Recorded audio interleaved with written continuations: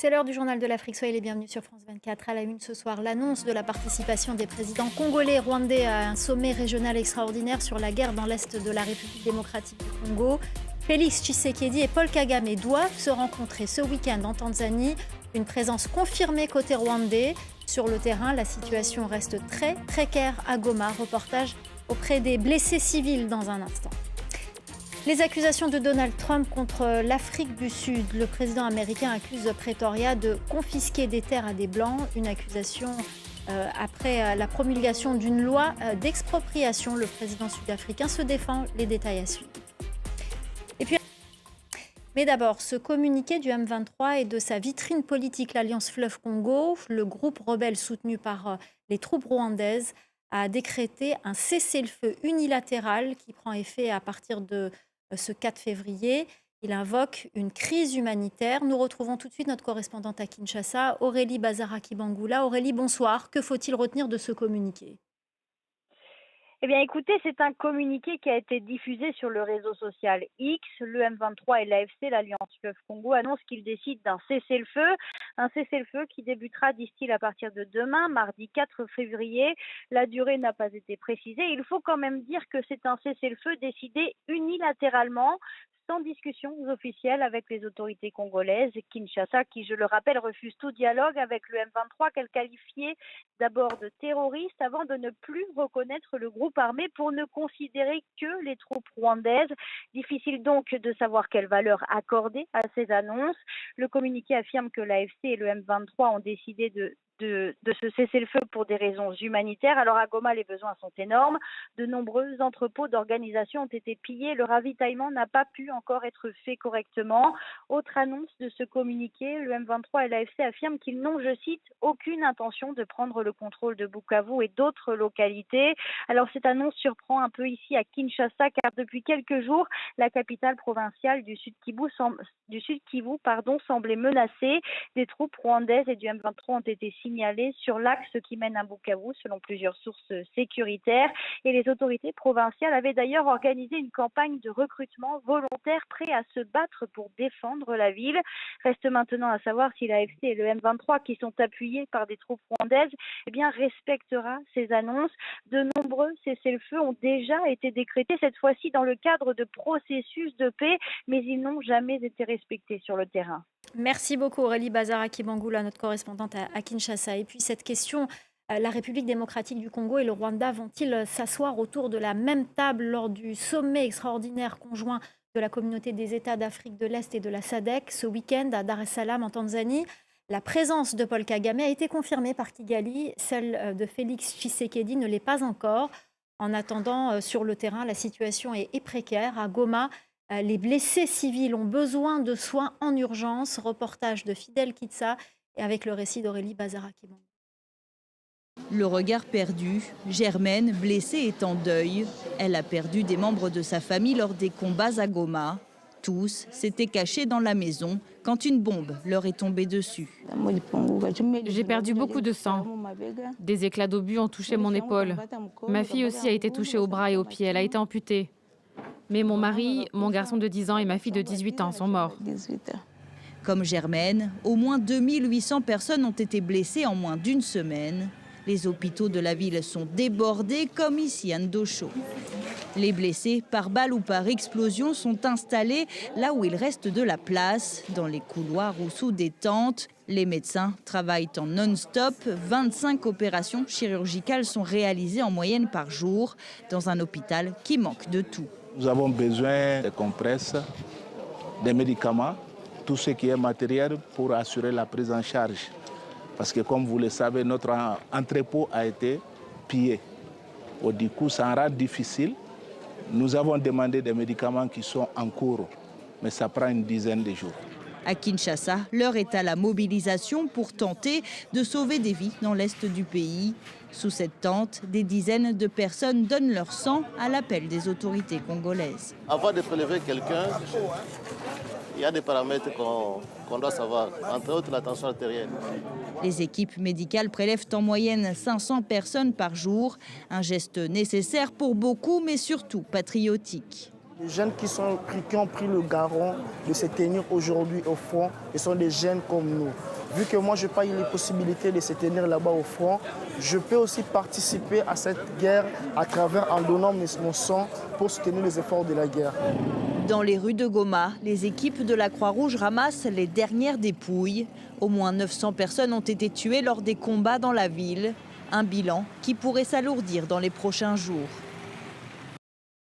Et à Beni, dans le Nord Kivu, la population s'est également mobilisée contre la prise de Goma. Des dizaines de manifestants ont défilé pour protester contre la guerre et ses conséquences et dénoncer le silence et la complicité de la communauté internationale. Écoutez. Je demande à la communauté internationale de bien vouloir se pencher sur cette question et de trouver une solution vite avant que les choses ne dégénèrent. Parce que la population a besoin de la paix, la population a besoin du développement. Ce n'est pas normal de voir un pays voisin qui agresse un autre et sous l'œil impuissant de la communauté internationale. Nous voulons montrer à Kagame que nous, la jeunesse de Beni et les habitants de Beni en général, sommes forts. Kagame ne nous prend pas au sérieux, alors nous sommes prêts à nous battre contre son armée. Nous demandons à tous les Congolais de s'unir à nous, car personne ne peut nous aider. Que ce soit la MONUSCO, la SADC ou toute autre force armée, nous devons nous mobiliser. Voilà ce que l'on pouvait dire pour l'instant sur la situation dans l'est de la République démocratique du Congo. En bref, la campagne de vaccination contre Ebola en Ouganda a commencé moins d'une semaine après la déclaration de l'épidémie par les autorités sanitaires. Une campagne lancée en un temps record selon l'OMS. Pour l'instant, l'épidémie a fait un mort, un infirmier de 32 ans. Week-end sanglant au Soudan, les forces de soutien rapide ont bombardé un marché de la ville d'Omdurman, ville voisine de Khartoum, contrôlée par l'armée. Le bilan est d'au moins 54 morts. Ce n'est pas la première fois qu'un marché est ciblé dans la région de la capitale. Les précisions de Bastien Renouille, notre correspondant régional. Les vidéos enregistrées par des civils arrivés sur les lieux de l'attaque seulement quelques minutes après que l'obus ait frappé ce marché d'Omdurman sont absolument insoutenables. Sur les images, on peut voir des civils baignant dans leur sang, allongés à même le sol. Ils sont morts. Et puis, il y a d'autres personnes qui hurlent désespérément, qui ont été touchées par des éclats d'obus et qui espèrent être secourues. Ces personnes, elles ont ensuite été envoyées vers l'un des rares hôpitaux toujours fonctionnels dans la ville d'Omdurman, hôpital qui a été immédiatement saturé au vu de l'afflux de blessés. Le secrétaire général de Médecins sans frontières était présent sur place au moment des faits. Il a enregistré cette vidéo seulement quelques heures après l'arrivée des premiers patients. Ce que nous avons vu au cours des dernières heures dans cet hôpital est tout simplement abominable. J'ai pu voir la salle des urgences, c'est un carnage. Il y a des dizaines et des dizaines de gens dont les vies sont détruites, qui ont perdu des proches et ont besoin de soins critiques en ce moment même. Selon le gouvernement soudanais, 54 civils ont été tués et 158 au moins ont été blessés. Récemment, les forces de soutien rapide ont intensifié leurs attaques contre les infrastructures énergétiques notamment. Mais cette attaque prouve bien qu'ils continuent également à viser les quartiers peuplés par des civils. Depuis le début du conflit, aussi bien l'armée que les forces de soutien rapide ont visé des zones peuplées par les civils, que ce soit à Khartoum, à Omdurman ou encore dans la région du Darfour. Cette dernière attaque montre encore une fois qu'ils n'entendent pas protéger la vie des civils, malgré ce qu'ils affirment régulièrement. Le bras de fer entre Cyril Ramaphosa et Donald Trump, le président américain accuse Pretoria de confisquer des terres aux Blancs après la promulgation d'une loi d'expropriation. Le président sud-africain se défend. Florent Rodeau. Tout a débuté ce dimanche avec ces propos signés Donald Trump. Des choses terribles se produisent en Afrique du Sud. Ils prennent des terres, ils confisquent des terres. Et en fait, ils font des choses qui sont peut-être bien pires que cela. Dans le viseur du président américain qui menace de couper tout financement à Pretoria, la loi publiée fin janvier par son homologue sud-africain Cyril Ramaphosa. Un texte qui permet au gouvernement, dans certaines circonstances, de décider d'expropriation sans la moindre compensation financière. Selon Donald Trump, cette mesure conduit à l'expropriation de nombreux fermiers blancs. Une sorte de compensation par rapport à la période de l'apartheid, lorsque d'innombrables terres appartenant aux Noirs ont été confisquées. Une accusation que Cyril Ramaphosa balaie d'un revers de main. La loi sur l'expropriation récemment adoptée n'est pas un instrument de confiscation. Il s'agit d'une procédure légale qui garantit l'accès à la terre de manière juste et équitable, conformément à la Constitution. Né en Afrique du Sud, Elon Musk, l'un des principaux visages de l'administration Trump, s'en est lui aussi pris à Pretoria, l'accusant de commettre un génocide à l'encontre de la population blanche. Une ingérence de plus dans la politique interne d'un pays étranger, la marque de fabrique désormais de l'homme le plus riche de la planète.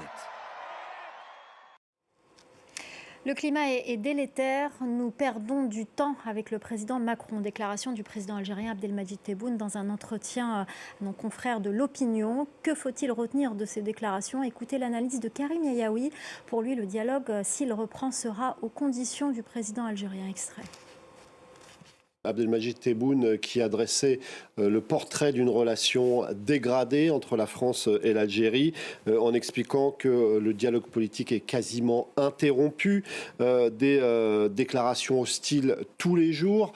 C'est vrai que la crise n'a fait que croître ces derniers mois avec différents épisodes qui ont envenimé la situation entre les deux pays. On se souvient de la reconnaissance, entre guillemets, de la marocanité du Sahara occidental qui avait provoqué la colère d'Alger, et puis l'arrestation de Boualem Sansal, franco-algérien. Il venait d'être naturalisé avant d'être arrêté en Algérie pour des déclarations qu'il a tenues sur l'intégrité territoriale de l'Algérie. Et puis plus récemment, ces influenceurs qui sont accusés d'avoir eu des discours de haine et qui ont parfois été inquiétés par la justice française.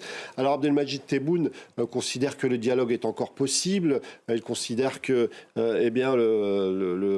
du côté de la France, il y a des possibilités de dialogue. Et il explique notamment que Jean-Noël Barrot, le chef de la diplomatie française, a évoqué cette possibilité et que Abdelmadjid Tebboune est d'accord sur cette option de rétablissement du dialogue. Mais il faudrait, selon lui, que le président français, les intellectuels, les partisans de la relation, je cite, puissent faire entendre leur voix. Une façon de dire qu'aujourd'hui, on entend surtout des discours qui creusent le fossé un peu plus entre les deux pays. Et d'ajouter, ce n'est pas à moi de le faire. Pour moi, la République française, c'est d'abord le président. Donc c'est à Emmanuel Macron, en quelque sorte, de prendre cette main tendue. On sait que le président de la République n'est pas forcément au mieux, puisque l'échiquier politique français a été complètement rebattu depuis la dissolution, que son parti n'a plus de majorité. Et donc, le renvoyer face à ses responsabilités de la part d'Abdelmadjid Tebboune, c'est plutôt habile. Enfin, on part à Los Angeles où la chanteuse nigériane Tems a remporté le prix. Je me sens très chanceuse. C'est vrai que j'ai du talent, des qualités, mais vous savez, il y a tellement de jeunes talents africains qui travaillent sur le continent. Leur carrière va exploser et ils feront plus que moi. C'est incroyable d'être une inspiration pour ces jeunes. Ils peuvent me regarder et se dire « je peux le faire aussi ». Cela me donne l'impression d'avoir un but, d'avoir une mission.